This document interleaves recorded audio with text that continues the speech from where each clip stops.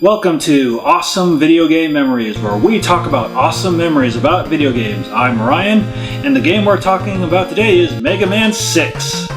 So yeah, Mega Man 6 was kind of the end of an era, the end of the NES run of Mega Man games. Around this time, I was kind of phasing more into the Super Nintendo, so I did not really try to get this game when it came out, and plus I couldn't find it anywhere to rent for some reason. I mean, I actually went into a KB toy store, if any of you remember what that is, in 1995, and I bought the game for a little under 30 bucks with my own allowance. Yeah, so I remember reading that manual and I was like, that's totally Dr. Wily. I mean, they didn't even try this time. I'm like, yeah, that's Dr. Wily. Mr. X is totally Dr. Wily. I mean, who would have thought that's not Dr. Wily? It's so obvious. Yeah, so this game was definitely kind of the standard Mega Man fare. I mean, it definitely wasn't as dark as 4, and it had the same lighthearted feel as 5. I mean, the music was nice and bubbly, but not super memorable. It was still good, but not really, tunes I hum all the time. And everybody kind of knows this, but the cool thing about this game is two American people got their robot masters featured in this game, which were Nightman and Windman. Yeah, and if there was one thing I really loved about this game, I thought it was probably one of the best things to come to the games in a long time, were the rush adapters, the power and the jet adapter. I mean, I remember trying these out for the first time, and yeah, I mean, I was just trying to play through entire levels just with these two adapters, just realizing I couldn't really do it, but still, I mean, these things were really freaking cool. And also, this was kind of the first game to kind of have different passageways if you wanted to get the beat letters, and I couldn't really find them all the first time I played, but I had a Nintendo Power magazine at this time, so I was able to kind of figure it out. But the weirdest thing about this game is I didn't really use beat a lot. I mean, kind of unlike Mega Man 5, where you use them to beat the game. Well, literally beat the game, beats the game. I didn't find him that useful this time. I barely ever used him.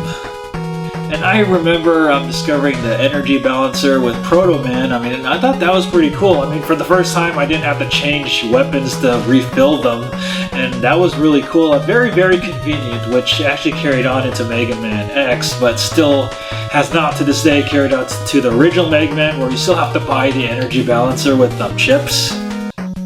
Yeah, so I didn't really find this game super challenging. I mean, I beat it within probably the first weekend I had it, but I remember having so much fun with the rush adapters. I mean, I could just play through the entire game with them, but obviously I couldn't.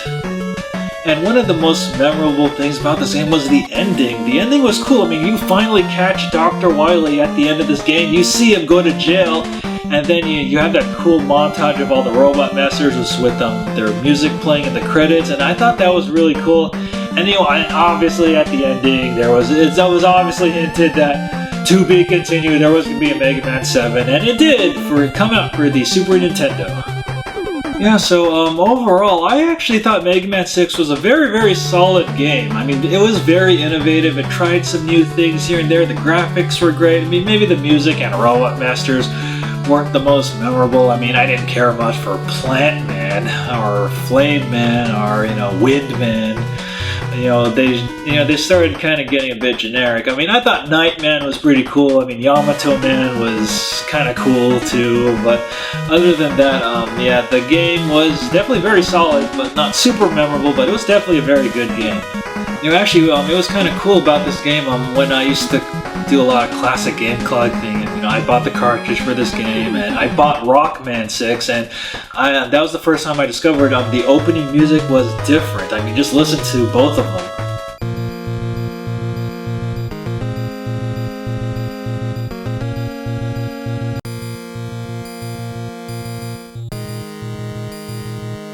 Yeah, so I mean, a lot of people know this, but it was kind of where Capcom was considering not bringing this game out here in the U.S. and because the Super Nintendo was finally getting more dominance, but so Nintendo themselves had to actually publish this game out. So you don't really see the Capcom logo on the original box, but Capcom's all over the game. But that was kind of weird. I mean, can you imagine a world where we did not get Mega Man 6?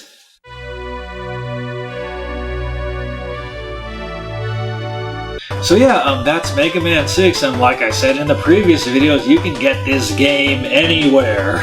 On the Virtual Console, PSN, on the Mega Man Legacy Collection. I mean, definitely check it out. It's definitely a very solid game that tried a lot of new things, close to the end of the original NES era.